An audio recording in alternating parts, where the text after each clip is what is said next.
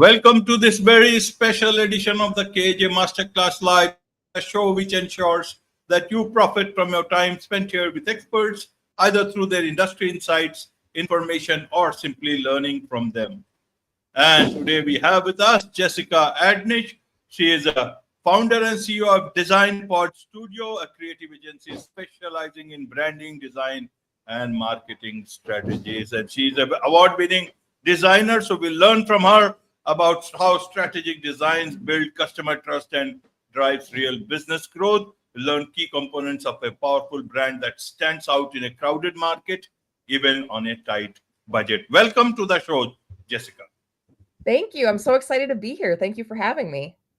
You're welcome. Welcome to the show. Jess, welcome to India in this online form. And I'm sure not just in India, but a lot of people across the globe, a lot of companies and brands and businesses and small business across the globe will benefit from what we are going to talk right now. We'll talk about designs that build trust and loyalty, how one can do that. So we'll talk about all this. But before that, let's understand a bit about your journey, your background, your story, so that people know who they are listening to. Yeah, thank you. So I went to the Cleveland Institute of Art for college, and my background actually started in industrial design, which is product and automotive. And I then switched to sculpture. So my degree is actually in sculpture and glass blowing, ironically enough. But ever since college, I have been doing graphic design, actually, even before that. It's just something that's in my blood. I really love branding and design and being able to help companies uplift their, bottom line and reach their goals through good design, because it does matter. Absolutely. Absolutely, Jessica. Have you spoken, or there is a freeze frame? I cannot see it properly. So I just want to confirm with you. Oh, yes, I'm here. You're here. Okay, great. So, Jessica, I want to understand what is it that you want to tell to people to what you are doing about strategic design. What should they understand what this strategic design is all about? Yes. So I think that a lot of companies, when they start, entrepreneurs, when they start a business, often you don't have a lot of capital or, money to invest in design. So you invest in the actual, product or service that you're doing, but really making sure that you invest in your branding is incredibly important, because ultimately, if you don't do your logo and branding great in the very beginning, in a few years' time, you might have to reinvest, and you're going to spend much more money than you would initially. Your brand is really the face of your company and how people recognize you out in the marketplace in the world. So it's important to make sure that you get that right. Absolutely. So how do they get started? Secondly, in today's time, with so much can be done by AI. And now, so they will say, I can do it immediately, anytime, even at any place, in 10 minutes, it's all possible. How would you like to put the importance of a strategic design in today's time to people with that sort of a thinking? Or what is possible, what is not possible? How should they actually treat their design in terms of whatever they are doing from someone who is, who knows about these things, who also knows about that AI is there and people can use it. From that perspective, tell us about that. Yes, I'm actually really glad that you brought up AI, because AI is not going anywhere. It is something that is just going to grow over time. And I think that companies need to see it as a tool. It's just another tool in the toolbox. But just because it's a tool doesn't mean that you should use that tool 100% of the time. So when I say that, I mean that it's a great way for business owners to put their ideas into AI. Often it's hard for someone who's not creative to articulate what they're seeing in their head of what they want their logo or branding to look like. So AI can be a great way to finesse something, get kind of a visual example to then pass off to a professional designer to then create your logo. Because AI is fantastic, but the images that it generates are often low resolution, which that means that it's really made for online use. If you want to have it printed in a catalog or on a vehicle wrap, it's not going to be as crisp and clear as what a vector or a high resolution logo would be. That's really when a professional designer comes in, being able to create that proper design file so that if you want it the size of a postage stamp or on the side of a building, no matter what size it is, it's going to be clear and be able to be read clearly. Absolutely. Nowadays, and I may be wrong, correct me if I'm wrong, a lot of designs have become very simplistic, even for companies also. And that's good to see. What is it that they are trying to say? But then a lot of also people think that, my design is only about a few letters of my name. So I'll just put a couple of words or even one word from one letter or from my word, and from my name, and put some ring around it or square or whatever it is. And my logo is complete. Help us understand both this aspect, because they will say big companies are making their design so simple. There is just one particular letter, and then there is a circle around it, and that's a Yeah. big company. What's wrong with me if I do the same for myself? You have such great questions. I love this. And I knew that you would. So for companies that are doing very, very simplistic logos, that has evolved over time. If you look at major brands like Nike, Apple, even Taco Bell, if you go back to their original logo, it was a word. It was much more full with detail. It really comes over time of building the brand and legacy and understanding those visuals that across platforms that they've invested in marketing. So no matter where you see the Apple icon, you know that it's going to be that company. So when new brands and new businesses come out and they have a very simplistic logo, there's not enough for consumers to really tie the understanding of what they do. So it's more important to have more detail in the beginning and then over time refine it. If Nike came out in the very beginning and just had a swoosh, no one would know who they were. But because they've been around for so long and they've done billboards and commercials and print ads and radio, it's that consistent messaging, which is another very big key, making sure that you're consistent and doing it repetitively, that the consumer knows and can connect the dots. Absolutely. So let's look at it from a starting point of view, that there's a small startup or an individual, they want to get started, and they will think their own way, and they will do it, whatever the outcome may be. It may be good, not so good, or very good. The same person connects with you and say, whatever, if cost is the constraint, you are adjusting for just one time for this example. How would you approach it vis-a-vis the person, the startup or individual they would approach it? What is going to be the difference in terms of the process, the approach, the thought process, the details, the understanding, the brainstorming, and what else? The research. Help us understand from those, so that both the things, same things, every environment is the same, but the thought process I want to know for, so that they know, okay, what is I will miss out if I go my way, and if I go that way, maybe with a little bit of cost, it will be much, much better. Yes, great question. So a lot of businesses, when they start, they are really great at what they do, either making a product or at their service. And because they're so close to their company, often they overthink their logo. They put too much into it, or maybe they pick a favorite icon or symbolism that they really love that resonates with them, but has nothing to do with their business. If you're a cupcake business and maybe you really love flamingos and your flamingos in your logo, but they have no correlation whatsoever, it's helpful to have a designer really walk you down the path of going through a brand discovery questionnaire, which is what I do with clients. It really makes them think about what their company does, where they plan to be in 5, 10, 15 years, what their competition is, what visually resonates with them. It really forces them to do a deep dive on it and understand, versus just picking what they like, because you want your brand, obviously you want your logo and your branding to be something that you love because it is your business, but it also needs to resonate with your target audience. And understanding your target audience is very, very crucial and key when making your brand. And when you're working on your business and in your business, sometimes we tend to overthink things. So it's helpful to have that third party person kind of guide you. Absolutely. How do you plan for this whole strategic design in today's time, Jess?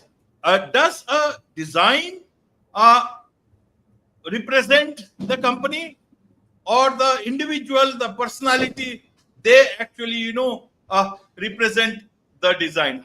Who speak about whom, and at what point in time? Do they speak for them both at the same time, or one person always leads? Now that it's all about personal branding, much more around that. It's very complex. It's definitely layered. It's not like math where 2 + 2 is always 4. So it really comes down to the specifics of the company. And when we talk about brand, a lot of people think that it's just the logo that makes up your brand, but it's so much more. So in the beginning, I think it's important for companies to figure out their mission statement and core values, which will ultimately help them understand how to aesthetically build out their brand. Is the company from a mission and core value standpoint more of a personal thing, or is it a bigger cultural picture, and what visuals go along with that? For example, if you're a soap company and you make your products with all natural ingredients and that is your mission, it's part of your core values, then you want your logo to reflect that. Versus if you don't really care about all natural products and it's really about the bright vibrance of the colors and special features of it, then you want your logo to reflect that. So again, it really is understanding that foundation of your company much bigger than just what you visually like, if that makes sense. Absolutely, Jess. Now, in terms of expectation, small businesses or individuals may have their own amount of expectations coming to you. They'll say, if I create a very nice brand, which many a time they think it's a logo, and this will start working wonders for me. How should one look at expectations from a brand, designing part of it, or the logo part of it? How does that work, or that should work on the ground? How should one look at it? Yeah, I think that expectations often, people don't know what they don't know. So just like any other area of your business, if we'll go back to selling soap. If you're really good at making soap, but you're not familiar with accounting or doing your books, it's your responsibility as a business owner to know a little bit about it. So whoever you hire, that they're doing a good job and that you are in the know because you're a business owner. So I think that when it comes to design, doing a little bit of research to understanding a little bit of terminology and maybe what you're looking for, so that your expectations aren't too high or too low. And you're certainly allowed to do your research. When I meet with potential clients, I tell them all the time, I love this analogy of it's business dating. What I do, design and marketing, is fun, and we should have fun working together, and it's exciting. And if you don't personally like my design aesthetic, that's not a problem, because design is subjective, right? It's subjective. My favorite color is orange. Some people might hate orange, but that's allowed to be the case. So, if you want to make sure that you pick someone that you like their design aesthetic, that you like working with them, so that you understand the expectations going into it. And if you're not feeling it, you have every right to pick someone else. Just because you sign up with someone initially doesn't mean that you have to stick with them. I think sometimes people have a hard time saying no. And we're allowed to say no, especially as business owners, because it is an investment. Absolutely. You talk about a cohesive brand, developing a cohesive brand as a small business. What is this cohesive brand all about? Brand for small businesses, I think it's incredibly important. It is, your logo is your face of your company, and everything else that visually makes up your brand is how you're communicating and visually showing the world who you are. And as a business starting out, I think it's even more crucial to get it right in the beginning, because your budget is small. It's better to do it right than in a few years' time realize that you don't like your logo, or your branding isn't connecting with your target audience, and then you have to redo it completely, and then there's a disconnect. How many times have maybe you had a local restaurant that they've changed their branding of their logo and they say still under new ownership? Well, people have gotten used to that logo being associated with those owners. So if you change those visuals associated with that business, people think that it's a completely different company or a completely different ownership. So as a new company, I think it's important to get that right. I consider it, if you're building a house, it really is truly the foundation, because as you move forward, it's your face, and you want people to recognize you when you're out in the world.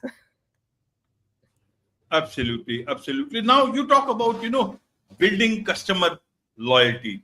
Should one still, in today's time, when people look at discounts and those are the deciding factor, look at customer loyalty, how should one look at it? And you talk about, again, storytelling to create customer loyalty at a fast pace.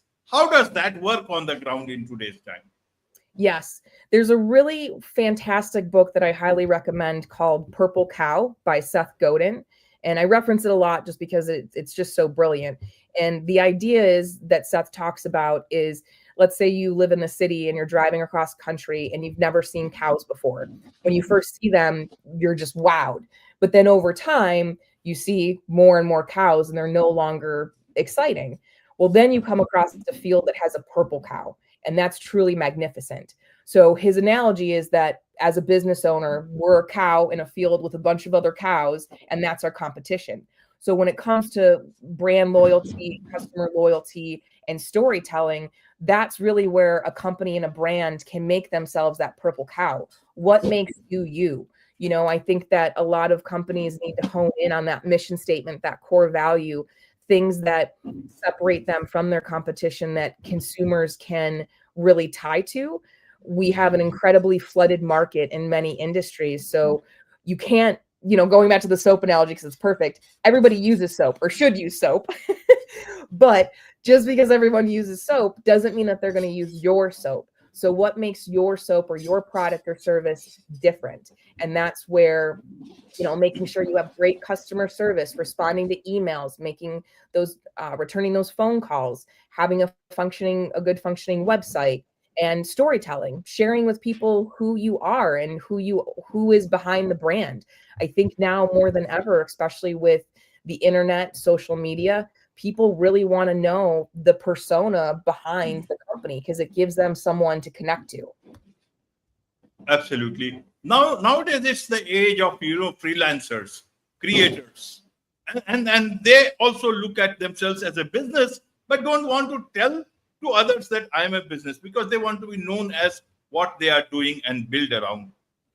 How should they look at their brand, their business, if we may call it, or whatever creativity that they do? Even in your case, you moved on from becoming an artist, evolution from artist to founder, and then you have got the design pod studio. How did you put the design part in your everything that you did and are doing now? It's been an interesting path, and I think most business owners and creatives will say that.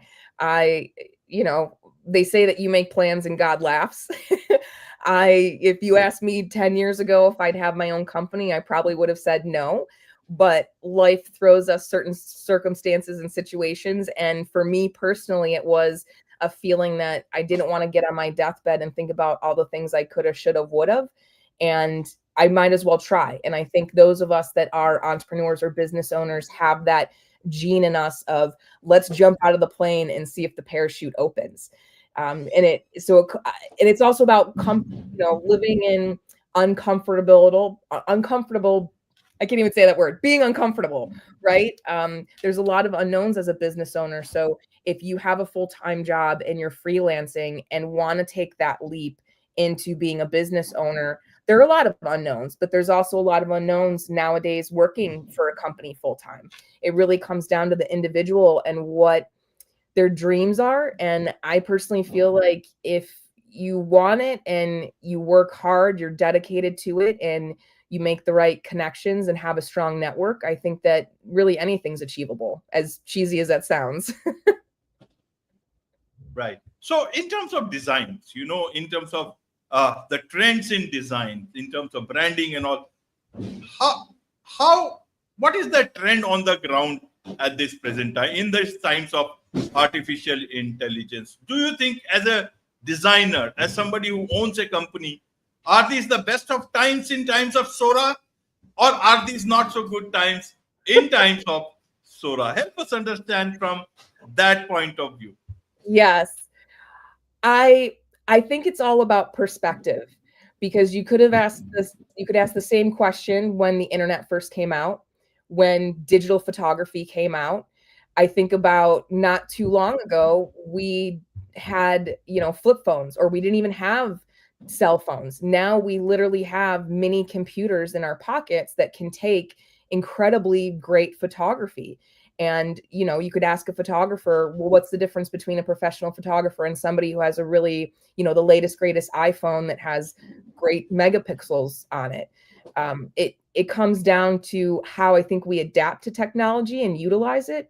With AI in terms of design, at some point, AI is going to start generating the same things over and over again. We're already seeing it with content writing, right? We put in questions and it spits back the same thing. Schools are trying to figure out how do they make sure that students aren't AI writing their papers. So when it comes to design, I think, again, it's a great tool, but having that unique creativity from a professional and the brainstorming, no matter how we use AI, I think the magic of creativity and design really comes into that collaborative effort, sitting down with somebody, whether it's virtually or in person, and throwing those creative ideas out to make sure that what you are creating is unique and not just something that AI is outputting.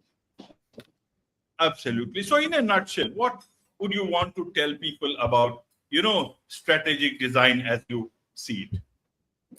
I would say that often I hear people say that design and marketing is an expense. And I come back and I say, you need to think of it and change your perspective that it's an investment. If, let's say, for example, you want to get more healthy, maybe you start walking outside because walking outside is free. Anybody can do it. But if you truly value it, maybe you invest in a gym membership or a personal fitness coach. If you value it and you see what it can do for your business and your company, then you make time and money for it. And that investment will pay off when you make the right decisions and right partnerships. So that would be the one thing that I say is, definitely change your thought that it's not an expense. It's just an investment, just like any other cost of doing business.